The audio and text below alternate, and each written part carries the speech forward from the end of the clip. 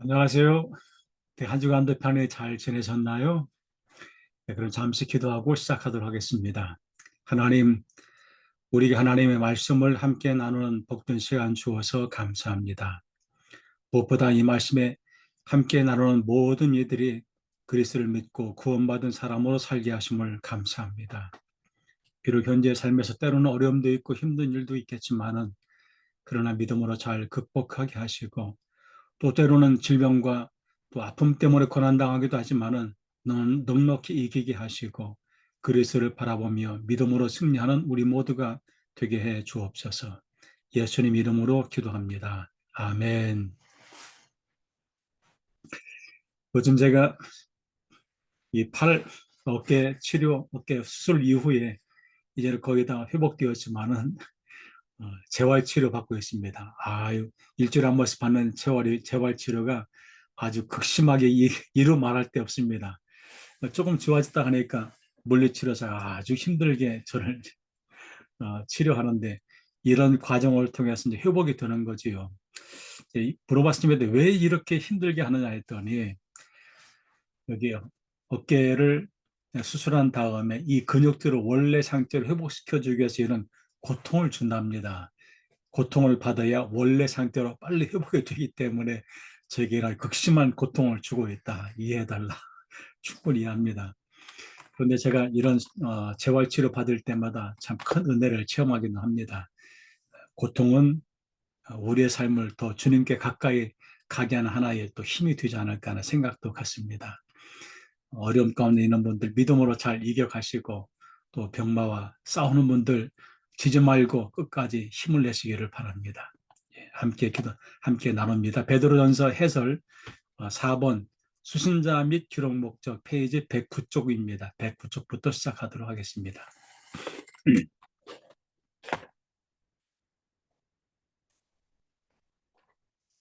베드로전서 1장 1, 2절에서 예수 그리스도의 사도 베드로는 본도, 갈라디아, 갑바도기아입니다. 각각 갑바도기아, 아시아와 비두니아에 흩어진 나그네 곧 하나님의 아버지의 미리 하심을 따라 성령이 거룩하게 하심으로 순종함과 예수 그리스도의 피 뿌림을 얻기 위하여 택하심을 받은 자들을 수신자라고 그렇게 밝히고 있습니다. 그러니까 수신자들은 어디에 살고 있느냐? 본도, 갈라디아, 갑바도기아, 아시아, 비두니아 이 지역이 지금으로 말하면은 투르키예, 그러니까 터키지요. 투르키예 지역에 여기 해당이 됩니다. 그리고 수신자들은 누구냐면은 나그네들.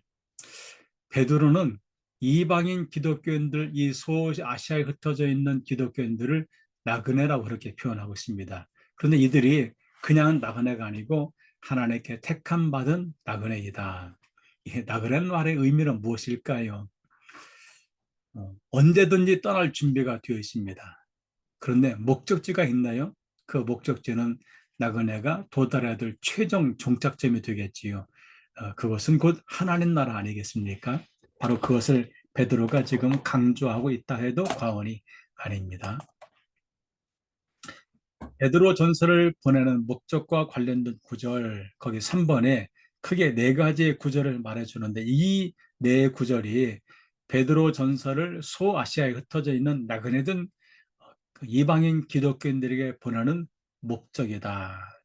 제가 천천히 읽어보겠습니다. 첫 번째 1장 14절 너희가 순종하는 자식처럼 전에 알지 못할 때 따르던 너희 사역을 본받지 말아라. 두 번째 1장 18절 너희가 알거니와 너희 조상에 물려진 헛된 행실에서 대속함을 받은 것은 금이나 은같이 은이나 금같이 없어질 것으로 된 것이 아니다. 2장 10절 너희가 전에는 백성이 아니더니 이제는 하나님의 백성이요 전에는 긍휼을 얻지 못하였더니 이제는 긍휼을 얻은 자라 즉 구원받은 자란 말입니다.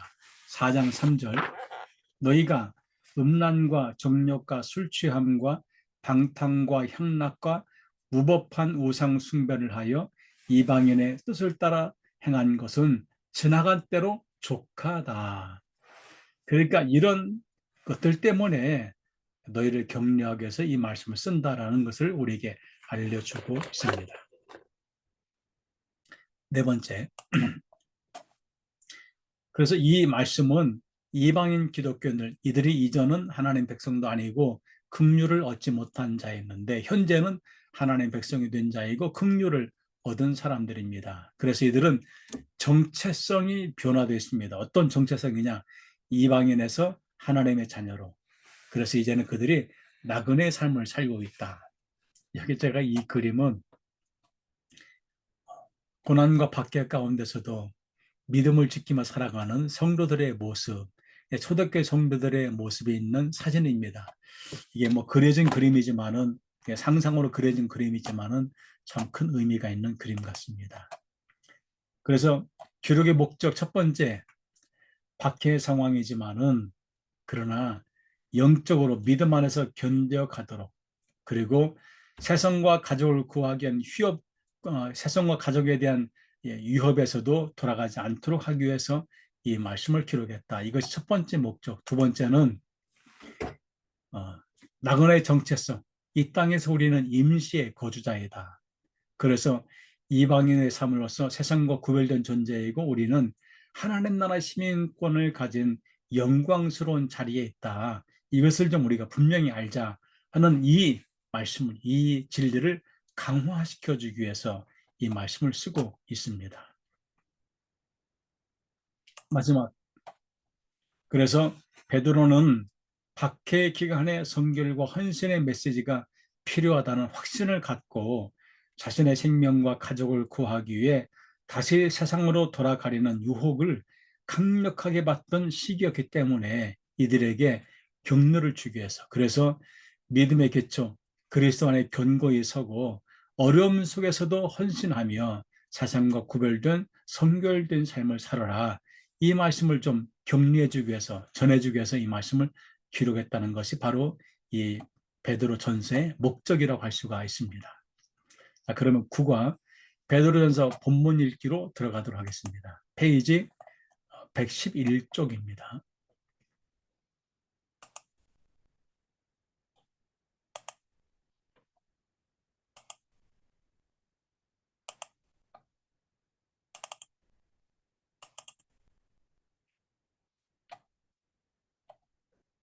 베드로전서 본문 읽기. 베드로전서는 소아시아 지역의 그리스도인들에게 보내는 편지.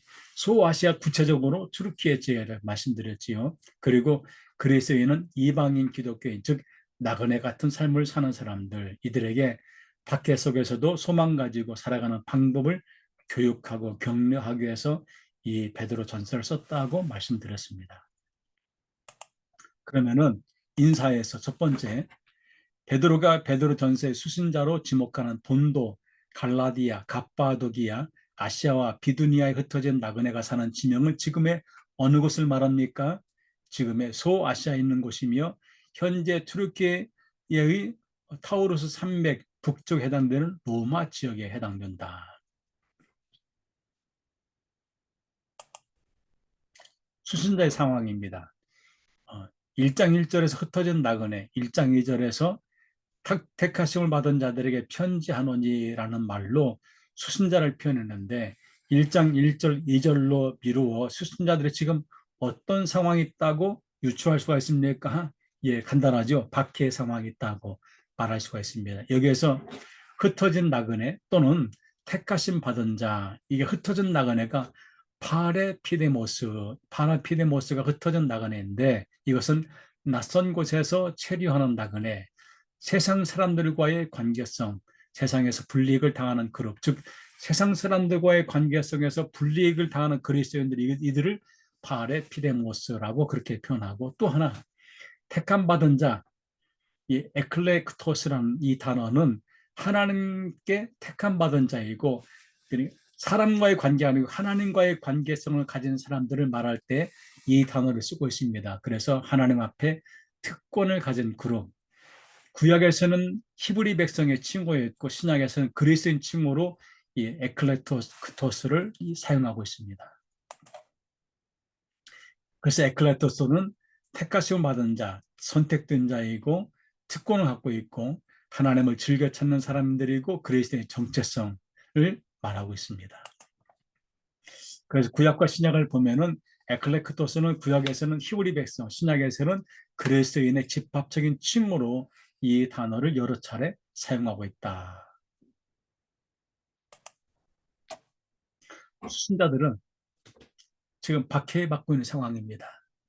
나그네로서 불이익과 고난을 경험하고 있고, 그런데 이들은 영적으로 하나님께 택함받은 특별한 존재의 정체성이 있습니다. 그래서 이중적 상태, 이중적 정체성 하나는 세상에서 소위 받았지만은 하나님과 더욱더 친밀한 관계에 있는 이런 정체성, 하나님께 특별히 선택받은 사람의 삶의 모습을 살아가고 있는 이들을 말하고 있습니다. 산수망입니다. 페이지 122쪽입니다. 소망의 기초는 그리스도의 부활입니다. 부활의 의미는 무엇일까요? 죽음을 이겼다는 겁니다.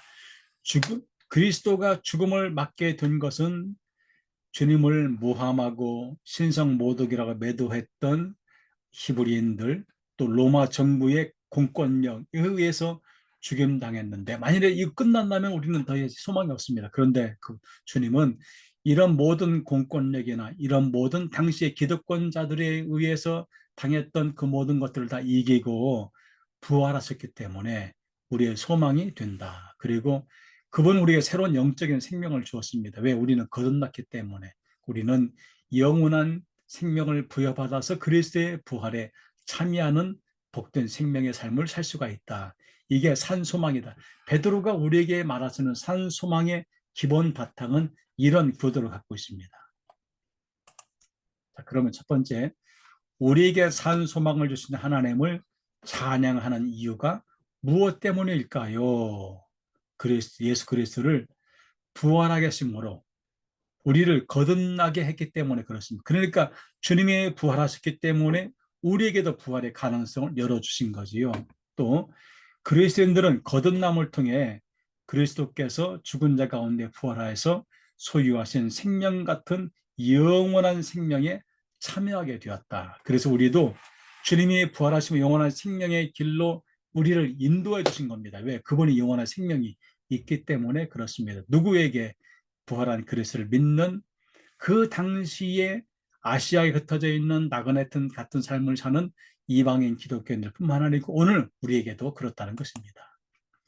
두 번째, 그리스도인들에게 주어진 산 소망은 구체적으로 무엇일까요? 구체적으로 1장 4절에 썩지 않고, 왜? 영원하기 때문에, 또 더럽지 않고 깨끗하고 순수하기 때문에, 세 번째는 쇠하지 않는 유업이다. 이것은 변하지 않는 영원한 유업이다.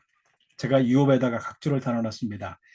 거기 아래 5번에 보면은 유업을 크게 5가지로 말합니다. 유업이란 단어, 클레르노미안, 클레르노미안이라는 유업이라는 단어 속에는 5건. 첫 번째는 하나님의 나라, 두 번째는 영생, 세 번째는 구원, 네 번째는 약속, 다섯 번째는 축복.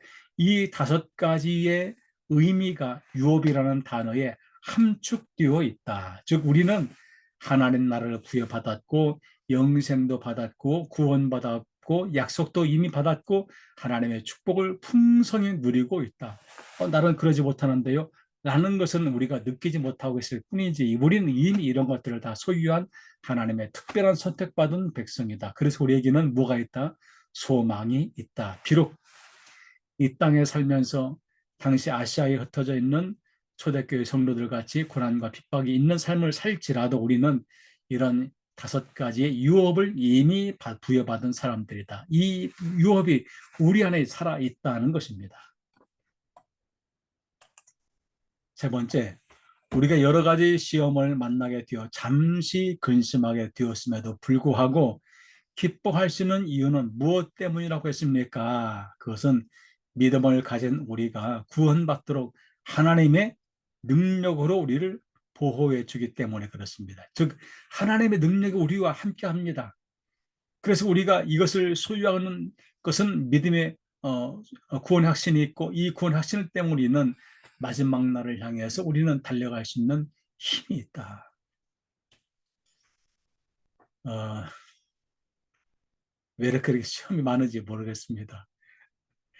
고난도 많고 또 건강에 어려움도 있고 그런데 우리가 결코 여기에 굴복하지 아니해야 될 이유가 뭐냐? 그것은 금방 지나갑니다. 얼마 지나지 않아서 그것은 과거의 사건이 되어버립니다. 그런데 우리에게 주어지는 구원의 기쁨은 늘 현재적인 삶의 모습이기 때문에 그래서 우리는 넉넉하게 이 모든 것들을 이길 수가 있다. 그래서 믿음의 가치, 베드로 전서의 수신자들이 예수 그리스도께서 나타나실 때 칭찬과 영광과 존귀를 얻게 할 것이라고 했는데 그 이유는 무엇 때문이라고 했습니까? 수신자들, 즉 그리스도인들의 믿음이 금을 연단하여 없어지게 하는 불같은 시험에도 흔들리지 않는 확실한 믿음을 가졌기 때문에 그렇습니다. 이 불순물을 제거하기 위해서 금을 연단합니다. 얼마나 높은 이 온도의 불을 여기 불로 이것을 밑에서 태워주면은 금이 녹을 정도가 될까요? 그만큼 당시의 초대교회 성도들에게 시험이 극심했다는 것을 알려주고 있습니다. 이것은 우리에게도 마찬가지겠지요. 건강의 문제, 또 여러 가지 경제적인 문제로 시험을 당합니다. 그런데 우리가 이것 때문에 낙심하지 않을 이유가 무엇이냐? 우리는 이것을 넉넉히 계신 힘을, 믿음을 우리 안에 소유하고 있기 때문에 우리가 넉넉히 이 모든 것들을 이겨갈 수가 있다. 왜? 그리고 머지않은 날에 이 모든 시험은 과거의 사건으로 변화되게 될 줄로 믿습니다. 다섯 번째, 베드로전서 수신자들이 예수 그리스도를 눈으로 직접 보지 않았음에도 사랑하고 믿고 기뻐하는 이유가 무엇일까요? 이들은 영혼의 구원을 받았기 때문에 그렇습니다. 즉 육체는 괴로움을 줄 수가 있습니다. 괴로움 당할 수도 있습니다. 고난도 당합니다. 그런데 우리의 영혼은 그 누구도 고난을 줄 수가 없습니다. 왜? 우리 영혼은 주님께 속해 있기 때문에 우리는 언제든지 어느 때든지 주님을 향해 기뻐하며 삶을 살 수가 있다. 비록 우리가 건강 때문에 어려움을 당하고 또 경제 문제 어려움 당할지라도 우리는 기뻐할 수가 있다. 왜?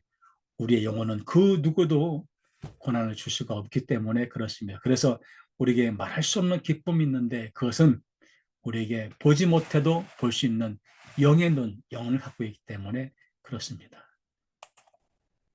여섯 번째, 구약의 선지자들, 즉 1장 10절에 너희에게 임할 은혜를 예언하던 선지자들이 연구하고 부지런히 살펴서 해서 선지자는 누구를 말하고 있습니까? 아래 각주에 제가 다뤄놨는데요. 이 선지자들은 예수님을 직접 보지 못한 사람들입니다. 그들은 메시아의 때를 간절히 바라보며 미래를 예언했던 사람들입니다. 이들을 말하고 있는 것이지요. 1장 10절, 11절에서 그리스도의 영은 누구를 말합니까? 성령의 다른 표현입니다. 성령의 다른 표현. 선지자들에게 감동과 감화를 주었고 그리스도를 증거한 분, 바로 성령입니다. 영.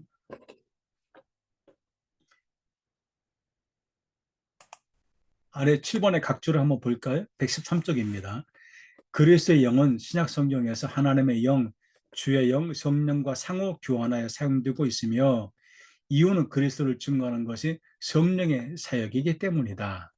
성령께서 예언자들에게 메시아의 때와 그가 받으실 고난과 영광에 대해 예언하게 하였다.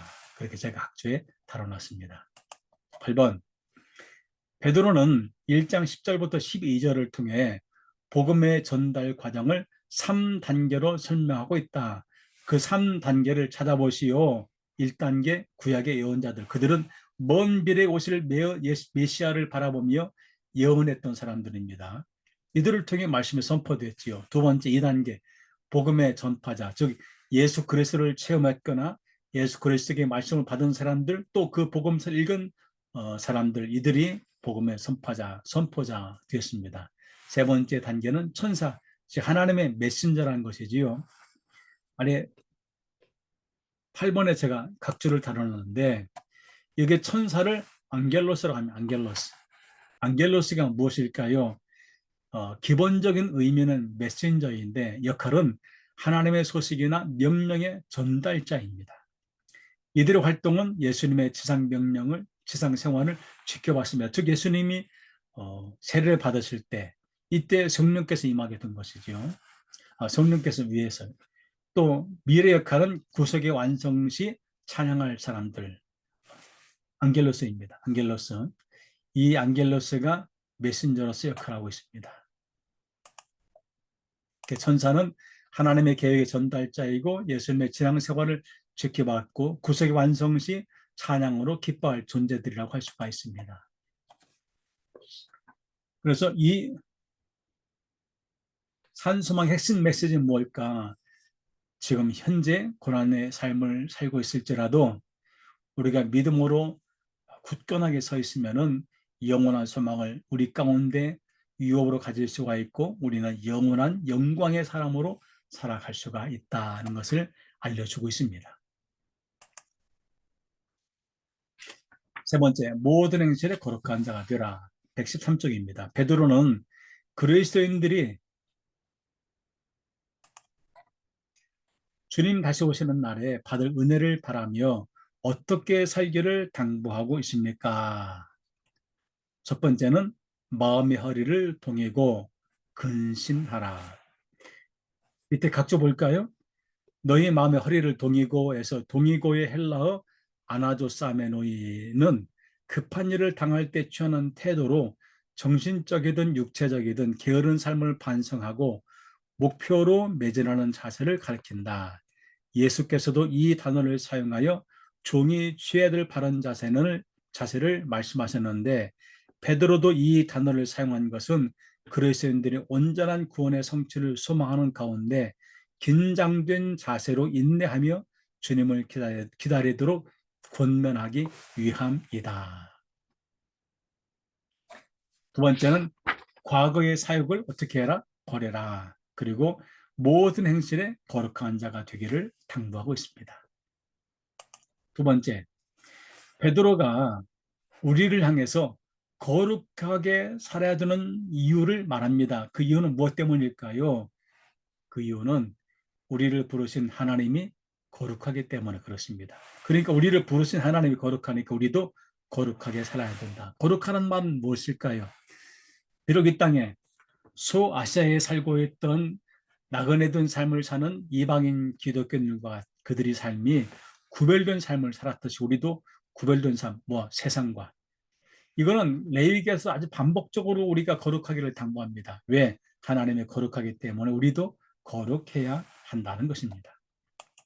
세 번째, 베드로는 우리가 믿는 하나님은 어떤 분이라고 했습니까? 하나님은 외모로 보지 않는 분입니다. 즉 하나님은 겉모습으로 겉행동으로 판단하지 않습니다. 그리고 하나님의 행위대로 심판하신 분입니다. 즉 그 말은 하나님 우리의 내면을 살펴보시는 분이고 그리고 마지막 심판 때에 확실하게 우리를 이끌어 주신다. 네 번째, 인간 속에 유전된 못된 행실, 원주에서 대속함을 받은 것은 무엇으로 된 것이라고 했습니까? 이게 참 안타깝게도 우리의 조상 아담 할아버지가 선악과를 따먹는 바람에 선과 악을 알게 하는 그 선악과를 따먹는 바람에 우리가 우리의 DNA가 죄로 좀 물들어 있습니다. 그러니까 우리는 태어나자마자 우리 속에 이미 원죄를 갖고 태어나고 있습니다.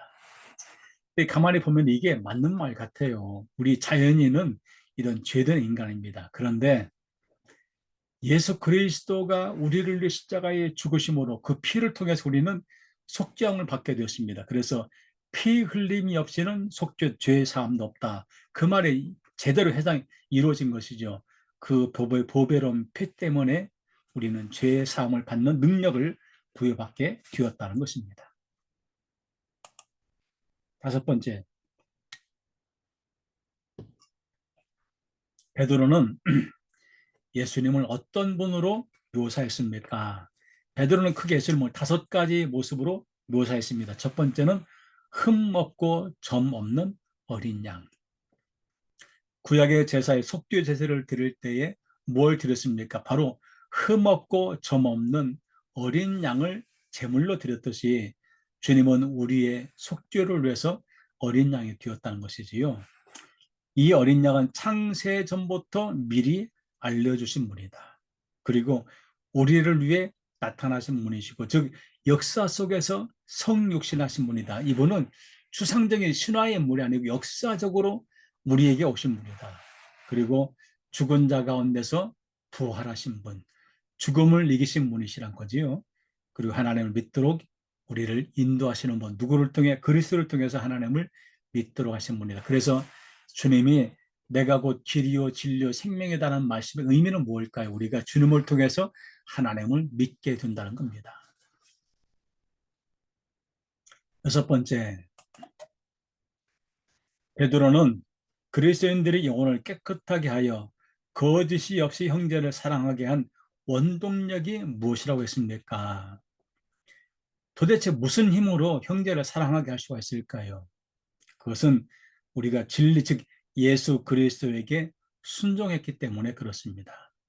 예수 그리스도는 진리입니다. 우리는 그 진리, 예수님 앞에 순종했습니다. 그래서 우리의 내면이 변화되었고, 내면이 변화되었기 때문에 거짓 없이 형제를 사랑할 수가 있습니다. 그래서 주님을 믿는다, 그것은 포용적인 사랑, 누구나 우리가 누구든지 끌어안을 수 있는 이 포용성이 우리 안에 살아나게 되었다, 생겨나게 되었다는 것입니다.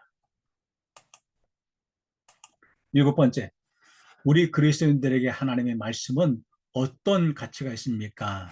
우리 그리스도인들에게, 예수 믿는 사람들에게 하나님의 말씀은 크게 네 가지의 가치가 있다고 베드로가 말합니다. 첫 번째, 썩지 않을 씨, 즉 그리스도인들을 거듭나게 하는 것입니다. 썩지 않을 씨, 이 안에 영원한 생명이 있기 때문에 그렇습니다. 그 생명의 원천은 우리를 거듭나게 하는 힘이 있습니다. 두 번째는 살아있고 항상 있습니다. 변하지 않습니다. 언제나 우리 안에 역동적으로 살아 숨쉬고 있습니다. 세 번째는 변하지 않고 세세토록 영원 무궁하게 있습니다. 왜? 이것은, 이 진리는 어느 때에만 해당되는 것이 아니고 영원히 변치 않는 것이기 때문에 그렇습니다. 그리고 이것은 우리에게 전해진 복음, 우리에게 주신 선물이라고 그렇게 베드로는 말하고 있습니다. 네 번째, 산돌과 하나님 백성, 페이지 115쪽입니다. 베드로는 예수님을 산돌로 표현하고 있습니다. 돌. 이게 영적인 집을 건축할 때 쓰이는 것이고, 그것은 하나님 백성의 특별한 소유가 되었다. 첫 번째, 세세토록 변하지 않는 복음을 받은 그리스도인들이 버릴 것과 사모할 것은 무엇이라고 했습니까? 우리는 무엇을 버리고 무엇을 사모해야 될까요? 우리가 버릴 것은 크게 다섯 가지로 말합니다. 첫 번째는 악독, 두 번째는 기만, 세 번째는 외식, 네 번째는 시기, 그리고 비방하는 말. 악독, 기만, 외식, 시기, 비방하는 말. 그리고 우리가 사모할 것은 순전한 말씀과 신령한 젖을 사모하라. 신령한 젖이란 말의 의미가 무엇일까? 밑에 제가 각주에 다뤄놨는데요. 그것은 가감이 없는 순수한 하나님의 말씀을 가리킨다. 베드로는 마치 갓 태어난 어린아이가 엄마의 젖을 갈구하는 것처럼 영적으로 거듭난 그리스도인들이 성장하기 위하여 필연적으로 말씀을 갈망해야 함을 강조하는 말씀입니다. 그만큼 우리가 이 말씀을 갈망하며 살아야 된다는 것을 가르쳐주고 있는 것입니다. 두 번째, 순전하고 신령한 젖 말씀을 사모해야 되는 이유는 무엇 때문입니까? 그것은 그리스도인들이 구원에 이르도록 자라가기 때문에 그렇습니다. 그러니까 우리가 이 말씀을 계속해서 사모하고 사모해야 되는 이유는 이 말씀이 우리를 구원에 이끄는 힘이 이 안에 있기 때문에 그렇습니다. 말씀은 영적인 양식이다.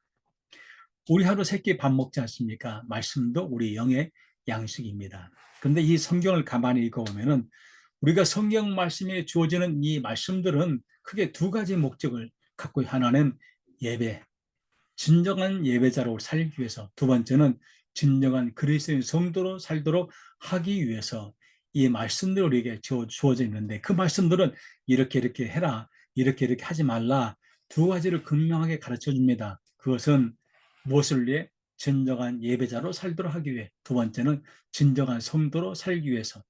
그래서 우리가 이 영적인 말씀을 잘 먹어야 진정한 성도로 예배자로 살 수가 있고 진정한 성도로 살 수가 있게 되는 것입니다. 즉 말씀이 우리의 영의 양식이 되고 우리 삶의 원동력이 된다. 세 번째, 예수 그리스도 베드로는 예수 그리스도를 보배로운 산돌이라고 했습니다.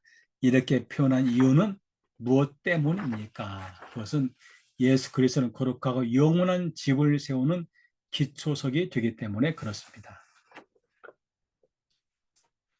제가 맨 밑에 116쪽에 각조 달아놨습니다. 산돌.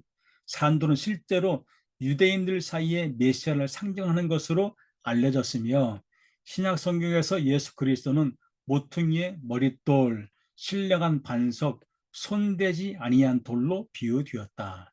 이런 비유와 마찬가지로 메시아이신 예수를 비유하는 산돌은 예수님이 죽음을 이기고 부활하신 것이 확실하며 그래서 예수님께는 영원한 생명을 주는 교회의 초석이 되심을 시사하고 있습니다. 즉 예수님이 모퉁이 돌이 되신 것은 교회의 터가 되고 신령한 반석이 되고 하나님이 친히 세우신 돌이 되신다는 의미가 이 안에 담겨져 있습니다. 네 번째, 산 돌 되신 예수 그리스도가 믿는 자들에게 어떻게 된다고 했습니까? 예수님은 부끄러움을 당하지 않게 될 것이다. 믿는 자의 특권입니다.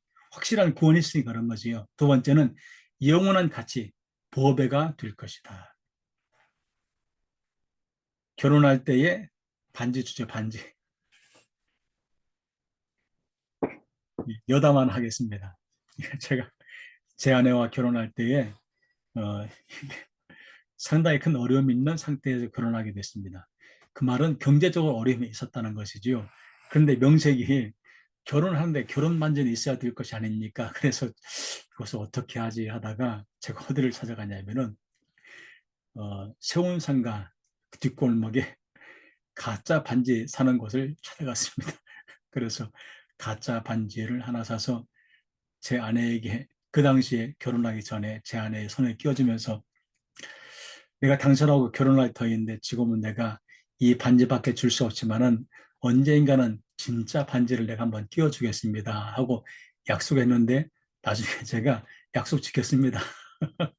그래도 잘 살았습니다. 이 말은 아무리 좋은 반지를 끼워줘도 그것이 우리 마음속에 진정한 사랑이 있지 않으면은 영원한 보배가 될 수가 없겠지요. 예수님은 우리에게 영원한 가치가 있습니다. 왜? 그리스도의 은혜가 우리 안에 있기 때문에. 그래서 산돌 되신 그리스도가 우리 영원한 보배가 되는 이유가 무엇일까? 우리에게 구원을 주기 때문에 그렇습니다.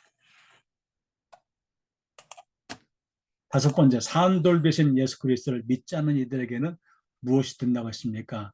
부딪히는 돌과 걸려 넘어지게 하는 바위. 그러니까 이들에게는 길이 열려 있지 않습니다. 막힌 길이 되어버립니다. 갈 수가 없습니다. 길이 있어도 갈 수가 없습니다. 왜? 주님을 믿지 않기 때문에 그런 거죠. 주님을 믿어야 그 길이 열려지게 될 줄로 압니다. 여섯 번째, 베드로는 산 돌 되신 예수 그리스도를 믿는 이들은 어떠한 신분을 갖는다고 했습니까? 크게 네 가지의 신분입니다. 첫 번째는 택하신 족속, 왕 같은 제사장, 거룩한 나라, 소유된 백성, 이 네 가지 신분을 갖게 된다. 얼마나 큰 특권입니까? 그러니까 베드로가 이 말씀을 당시에 소아시아에 흩어져 있는 이방인 기독교인들에게 주는 이유가 무엇일까요? 이런 특권, 특별한 신분이 우리에게 주어져 있으니까 지금 잠시 받는 고난과 고통 때문에 넘어지지 말아라. 이 고난과 고통에 비하면 우리에게 주어진 특권, 이런 보배가 훨씬 더 가치가 있다. 그리고 이런 비교를 주는데 어느 쪽에 더 무게중심을 두어야 될 것이냐를 좀 알려주기 위한 목적이 여기에 담겨져 있습니다. 일곱 번째, 산 돌 되신 예수 그리스도를 믿는 이들에게 이와 같은 신분을 부여하는 목적이 무엇이라고 했습니까? 그것은 믿는 이들을 어두운 데서 불러내서 그리스도의 빛에 들어가게 하는 아름다운 일을 선포하게 하기 위함입니다. 여기 사진 잠시 볼까요? 여기 지금 로마 병정들 많은 이들에게 고난을 당하는 초대교회 성도들이 찬양하며 이런 아름다운 일을 지금 하고 있습니다. 이것을 하는 이유가 뭐냐? 이들에게는 이런 특별한 신분이 주어진 특권층이기 때문에 그렇습니다. 자, 오늘은 여기까지 하도록 하겠습니다. 예. 예. 조금 더 있습니다. 그리스도의 거룩한 삶. 우리의 마음과 우리의 욕망과 우리의 행실과 우리의 관계 이런 모든 영역에서 우리의 마음은 허리를 돌리고 욕망의 사욕을 버리고 행실은 거룩함을 추구하고 우리 관계는 형제를 사랑하는 삶을 살아라. 왜? 우리는 이런 특권층이기 때문에 그렇습니다. 그래서 이 말씀의 능력, 우리가 말씀을 받아야 하는 이유는 그 안에서 생명이 있고 그 생명을 받아들여 우리가 힘이 있기 때문에 그래서 이 말씀은 우리를 거듭나게 하고 성장을 시키는 힘이 있고 우리를 정결케 하는 힘이 있고 우리에게 삶의 방향을 제시해 준다. 그래서 결론적으로 베드로는 우리에게 하나님의 부르심이 맞게 그리스도의 변화를 그리스도를 바라보며 말씀으로 성장해 나가고 빛의 증이 되기를 당부하고 있습니다. 여기까지 하도록 하겠습니다. 또 다음 시간에 뵙도록 하겠습니다. 한 주 동안도 힘내시기를 바랍니다. 할렐루야, 감사합니다.